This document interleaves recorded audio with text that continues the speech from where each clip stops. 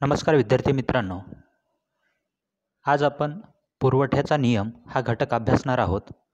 मागील लेक्चरमध्ये आपण पुरवठ्याचा अर्थ आणि पुरवठ्याचे निर्धारक घटक या संकल्पनांचा अभ्यास केला होता. आज आपण पुरवठ्याचा नियम पाहणार आहोत.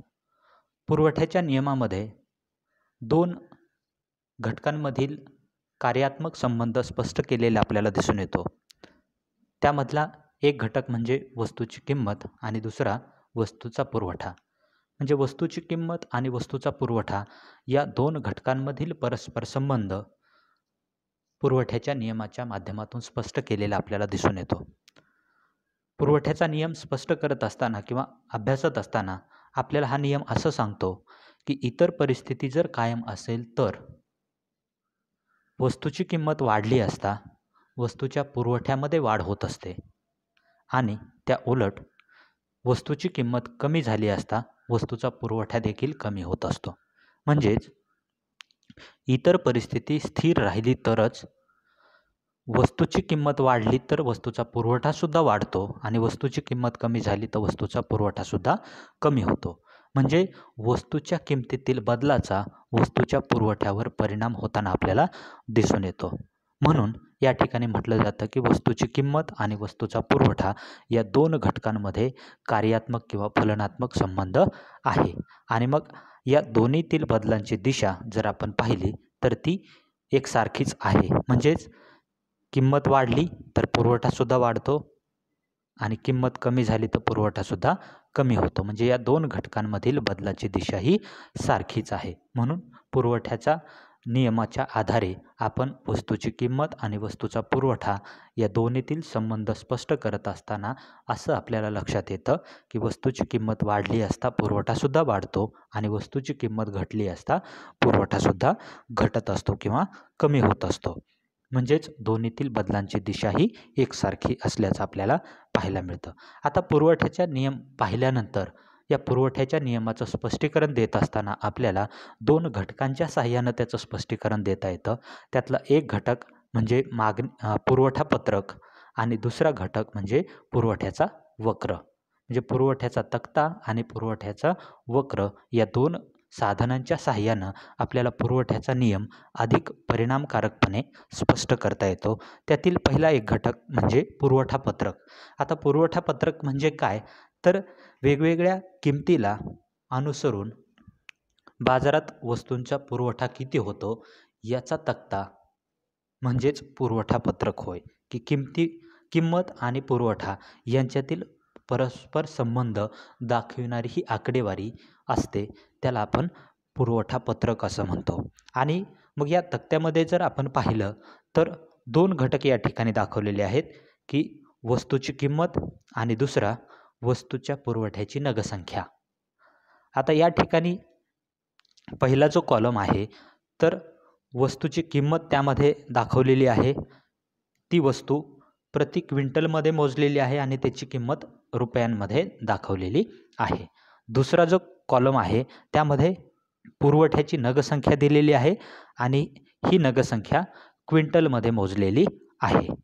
आता जर आपण विचार केला किंवा जर या तक्त्याकडे आपण जर पाहिलं किंवा पुरवठ्या पत्रकाकडे जर पाहिलं तर वेगवेगळ्या किमतीला वस्तूचा वेगवेगळा पुरवठा आपल्याला दिसून येतो.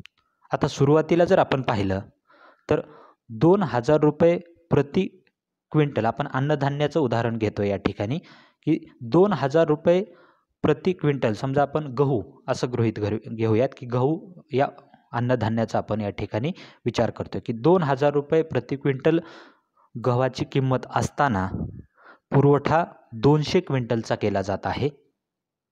पहिली ओळ किंवा पहिली जी रो आहे त्यामध्ये आपल्याला दिसतंय की 2,000 रुपये गव्हाची प्रति क्विंटल किंमत असताना पुरवठा होतोय 200 क्विंटल गव्हाचा. त्यानंतर जर गव्हाची किंमत प्रति क्विंटल जर वाढली 2,000वरून 2,500पर्यंत जर वाढली तर किंमत वाढली असता पुरवठासुद्धा वाढतो असं आपण पुरवठ्याच्या नियमामध्ये पाहिलं आहे.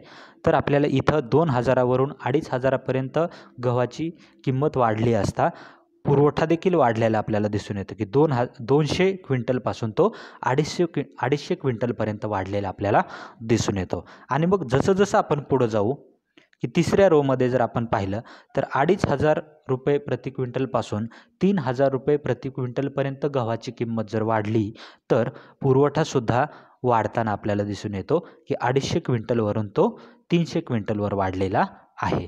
त्यानंतरही जर आणखी किंमत वाढली 3,000 प्रति क्विंटलवरून 3,500 प्रति क्विंटलपर्यंत गव्हाची किंमत जर वाढली तर वस्तूचा पुरवठासुद्धा 300 क्विंटलवरून 350 क्विंटलवरती वाढलेला आपल्याला दिसून येतो. आणि शेवटी 3,500 प्रति क्विंटल किंमत आहे त्यापासून जर ती 4,000पर्यंत जर वाढली तर वस्तूचा पुरवठा किंवा गव्हाचा पुरवठासुद्धा आपल्याला 350 क्विंटलवरून 400 क्विंटलपर्यंत वाढलेला आपल्याला दिसून येतं. म्हणजेच जशी जशी त्या गव्हाची प्रति क्विंटल किंमत वाढत चालली आहे तसंच त्या गव्हाचा पुरवठा क्विंटलमध्ये आपल्याला वाढलेला दिसून येतो. सुरुवातीला 2,000 रुपये प्रति क्विंटल गव्हाची किंमत असताना केवळ 200 क्विंटल पुरवठा केला जात होता आणि शेवटी जर आपण पाहिलं की ती 2,000वरून वाढून शेवटी 4,000पर्यंत वाढली तर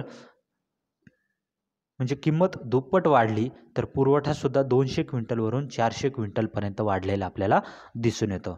म्हणजेच या ठिकाणी जे आपण पुरवठ्याच्या नियमामध्ये पाहिलं होतं की इतर परिस्थिती स्थिर असताना वस्तूची किंमत वाढली असता त्या वस्तूचा पुरवठासुद्धा वाढतो, ते आपल्याला या पुरवठा पत्रकाच्या साहाय्यानं स्पष्ट करता येतं की गव्हाची प्रति क्विंटल किंमत जशी जशी वाढत जाते तसा गव्हाचा पुरवठा देखील वाढत जाताना आपल्याला दिसून येतो आहे. आता या पुरवठा पत्रकाच्या साहाय्यानं हा पुरवठ्याचा नियम स्पष्ट केल्यानंतर आपल्याला पुरवठ्याच्या वक्राच्या साहाय्यानं सुद्धा हा पुरवठ्याचा नियम स्पष्ट करता येतो. त्यामध्ये जर आपण पाहिलं तर आकृतीमध्ये आपल्याला दिसतंय की जो टेबल आपण आत्ता त्याचा अभ्यास केला तर त्या टेबलामधील आकडेवारीच आपण या ठिकाणी मांडलेली आहे.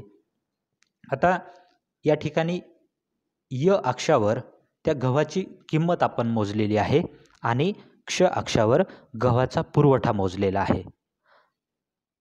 जर आपण सुरुवातीला पाहिलं तर 200 रुपये प्रति क्विंटल गव्हाची किंमत असताना 200 क्विंटल गव्हाचा पुरवठा केला जात होता. सुरुवातीला आपण पाहिलं होतं. त्यानंतर 200 क्विंटलवरून 2,000 रुपयावरून 2,500 रुपयांपर्यंत जर गव्हाची किंमत वाढली तर गव्हाचा पुरवठासुद्धा 200 क्विंटलवरून 250 क्विंटलपर्यंत वाढलेला आपल्याला दिसून येतो. पुन्हा आपण जर आणखी वरची पातळी पाहिली किंमत वाढीची 2,500 रुपयांवरून 3,000 रुपयांपर्यंत जर गव्हाची किंमत वाढली तर गव्हाचा पुरवठासुद्धा 250 क्विंटलवरून 300 क्विंटलवर जाताना आपल्याला दिसून येतो. म्हणजेच जशी आणि शेवटी आपण पाहिलं होतं की जर गव्हाची किंमत ही 2,500वरून 3,000, 3,500, 4,000 अशी जशी वाढत जाईल तसा गव्हाचा पुरवठासुद्धा क्रमाक्रमानं वाढत गेलेला आपल्याला दिसून येतो. म्हणजे एक घटक वाय अक्षावरील गव्हाची किंमत वाढते आणि एक्स अक्षावरचा गव्हाचा पुरवठासुद्धा वाढतो. म्हणजे एका घटकात वाढ झाली असता दुसरा घटकसुद्धा वाढताना आपल्याला दिसून येतो.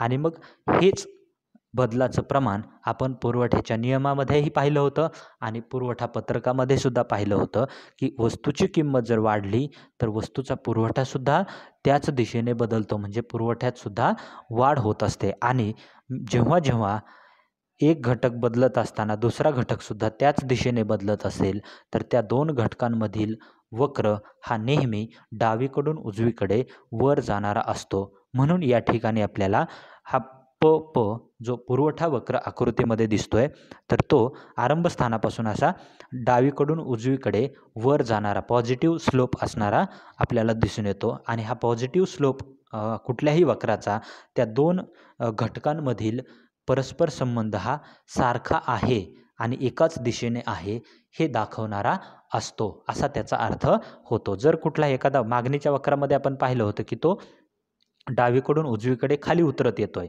याचा अर्थ त्या दोन घटकांमधील म्हणजे वस्तूची किंमत आणि वस्तूची मागणी यातील संबंध हा एकमेकाच्या विरुद्ध दिशेने बदलत आहे, व्यस्त संबंध आहे असा त्याचा अर्थ होतो. मात्र इथं पुरवठा वक्र हा डावीकडून उजवीकडे वर जाणार असल्यामुळं तो असं स्पष्ट करतो की हा वक्र ज्या दोन घटकांमधील संबंध स्पष्ट करतोय ते दोन घटक म्हणजे त्या वस्तूची किंमत आणि दुसरा त्या वस्तूचा पुरवठा. तर त्या दोन घटकांमध्ये समसंबंध आहे, पॉझिटिव्ह रिलेशन आहे.